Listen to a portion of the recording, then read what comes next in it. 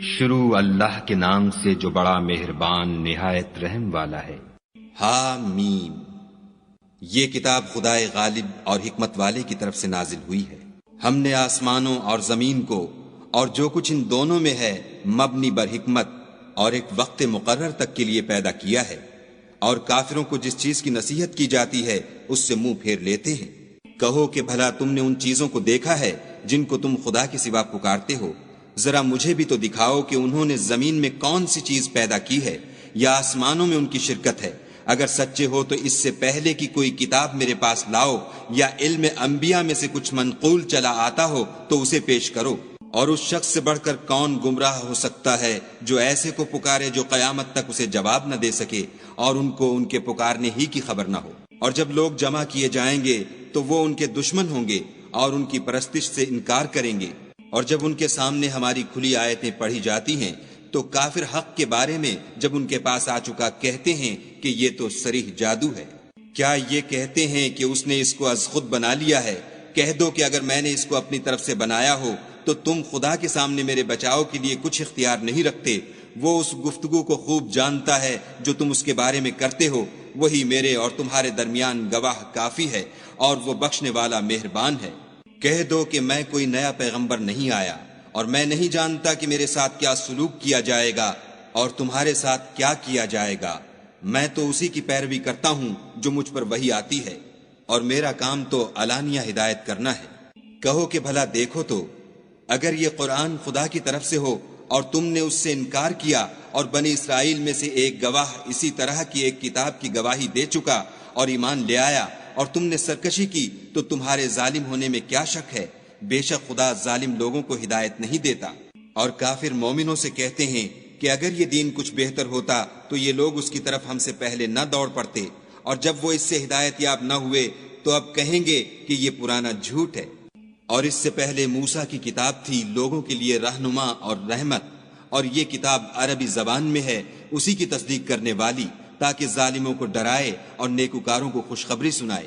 جن لوگوں نے کہا کہ ہمارا پروردگار خدا ہے، پھر وہ اس پر قائم رہے، تو ان کو نہ کچھ خوف ہوگا اور نہ وہ غمناک ہوں گے۔ یہی اہل جنت ہیں کہ ہمیشہ اس میں رہیں گے، یہ اس کا بدلہ ہے جو وہ کیا کرتے تھے۔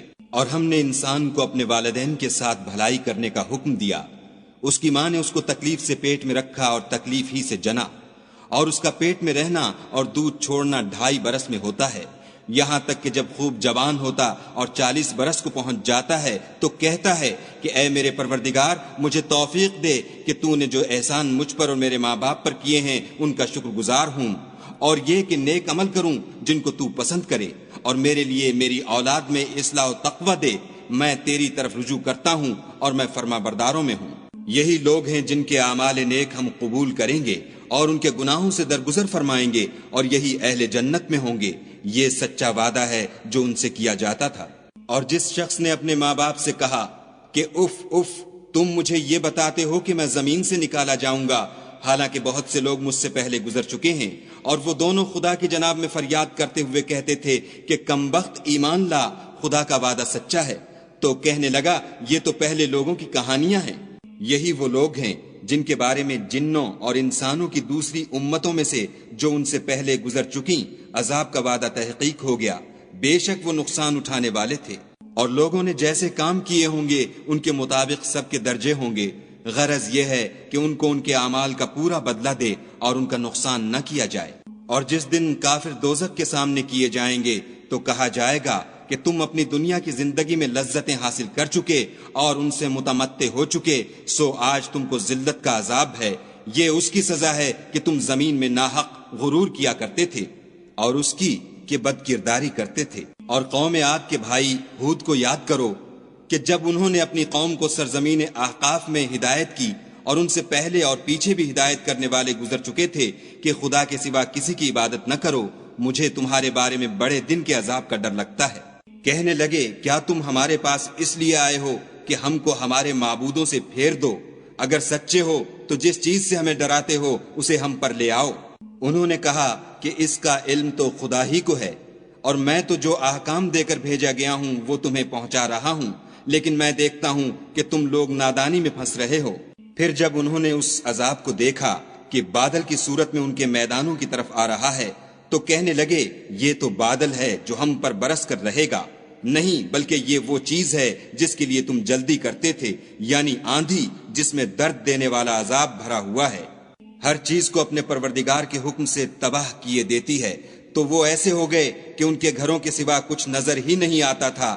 گناہ گار لوگوں کو ہم اسی طرح سزا دیا کرتے ہیں، اور ہم نے ان کو ایسے مقدور دیے تھے جو تم لوگوں کو نہیں دیے، اور انہیں کان اور آنکھیں اور دل دیے تھے، تو جب کہ وہ خدا کی آیتوں سے انکار کرتے تھے تو نہ تو ان کے کان ہی ان کے کچھ کام آ سکے اور نہ آنکھیں اور نہ دل، اور جس چیز سے استہزا کیا کرتے تھے اس نے ان کو آ گھیرا، اور تمہارے ارد گرد کی بستیوں کو ہم نے ہلاک کر دیا اور بار بار اپنی نشانیاں ظاہر کر دیں تاکہ وہ رجوع کریں۔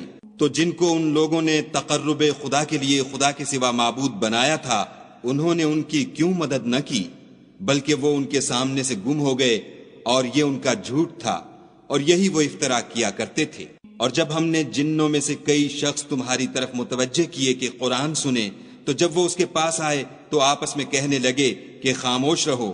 جب پڑھنا تمام ہوا تو اپنی برادری کے لوگوں میں واپس گئے کہ ان کو نصیحت کریں۔